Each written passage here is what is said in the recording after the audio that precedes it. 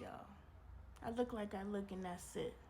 I gotta get this message off because this is just too freaking crazy. If y'all are not tuned in at this point for the journey, because I don't have to retell this story, we are living it in live action. Because the stuff that is happening right now is a movie. The stuff that they be making up in movies, like the miracles they be fabricating in movies, they're actually happening real time in my life. Now, of course, we don't know this to be true until it actually manifests in the physical realm. But I feel so deeply within my soul that the messages I'm being receiving is the messages. And it's so crazy because at the end of 2023, I spent 3 days in fasting and prayer, and I said, okay, God, I'm going to show up. I'm giving you my life. I'm here for it. Whatever you need me to do, I'll do it. But I was like, God, I'm not giving you something without you giving me something. This fair energy exchange, I know you the big guy or gal or they or them or whoever the heck. You are who you are, but I am who I am too.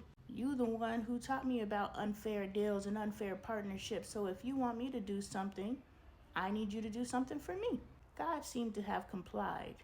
Because, well, we gonna see. I know for dang sure I'm showing up the way that I was told. After I said that to God, God said to me, I need you to go live every day at 12 p.m. Mountain Standard Time and read the Bible online, on live.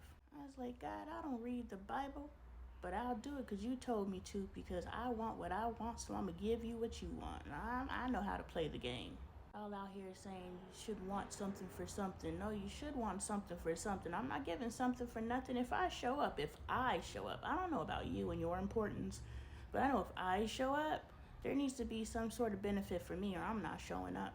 It's 444. I just don't feel like taking a picture. Did it anyway.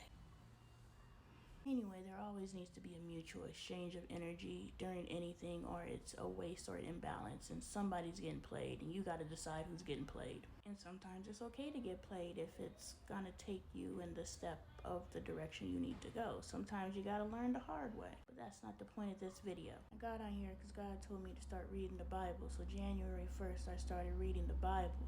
What's crazy is, by reading the Bible, it's literally paralleling my life right now. It's paralleling my life in many ways, but one of the ways that I'm identifying right now is that the Israelites, they're about to come into the promised land. And I truly believe what God has promised me in this lifetime is about to manifest. I feel it. Now again, I could just be watching these videos a year from now or 5 years from now like, dang, I sure was delusional. But I believe I know what I'm talking about. Lord, please let me know what I'm talking about. So I'm reading how God brings the Israelites out from Pharaoh slavery in Egypt, and now they're wandering in the wilderness for 40 years. And I remember I used to always say, I'm going to be a millionaire by the time I'm 40. Even though I wasn't doing anything to be that millionaire, I just knew I'm going to be a millionaire by 40. And, so I've been out here in this wilderness for 40 years. And in year 41, I believe, it might have started in year 40, but definitely year 41, I started doing the work to actually get out of the wilderness. You understand that you will remain in the wilderness until you do the work to get out of the wilderness. God isn't going to deliver you. There's actual preparation in order to enter into the promised land. So those of you who aren't actually doing the work and healing yourself and all this stuff that your spouse is probably coming to you and you're like, did you want to enter the promised land? Did you want to come into the space of what was promised to you in this lifetime through your ancestors? Do you understand that your ancestors had to ancestor in order for you to be here? They lived so that you can fulfill the promise that was promised to them. They could not enter the promised land because they did not have the capacity to understand what was necessary to enter the promised land. But you do, and you're denying it because you're too proud. That's your business. But what I'm going to say is, I'm reading this part of the Bible at the exact same time that I am going through the wilderness in my life. But what I read today in, Deuteronomy 6-9. I don't have specific verses right now, but it's talking about making sure that you are able to tell your children about me, God. You're able to tell your children about me. Make sure that you are not falling prey to false gods, which doesn't mean the trinket God. Y'all know y'all out here worshiping all kinds of craziness out there. I don't know, you do.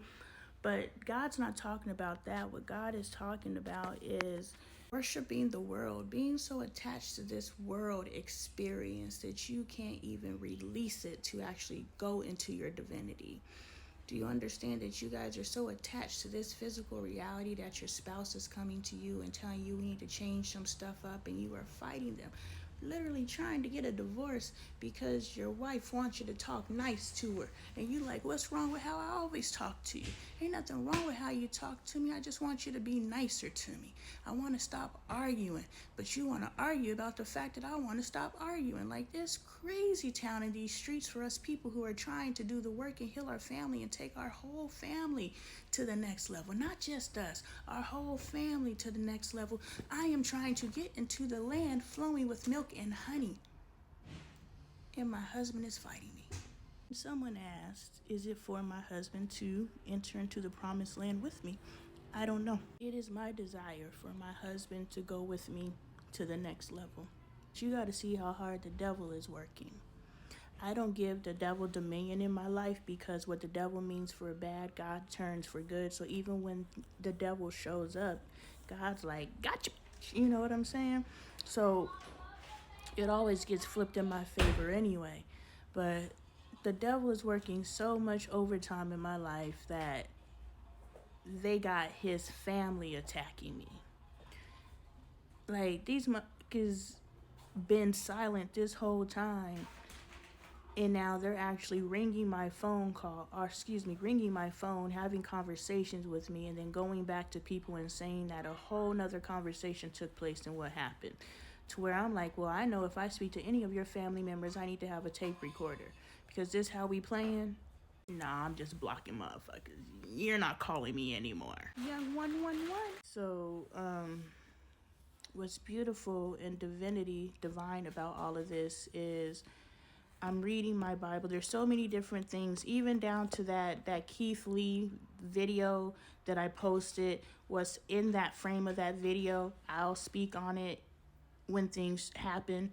But the timing of that video, it's the perfection of all of it. I'm so excited. I'm so happy I'm documenting it so that you guys can see that the divine perfection that's happening in your life, and you can stop taking it for granted. But the divinity of it all is, look, I was reading the Bible every day at 12 noon, haven't skipped a day.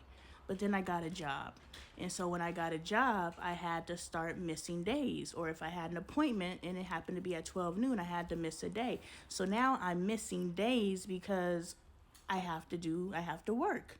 Now, because I am missing days, the times that I am able to read the Bible has put me smack dab into where the Israelites are about to enter the promised land.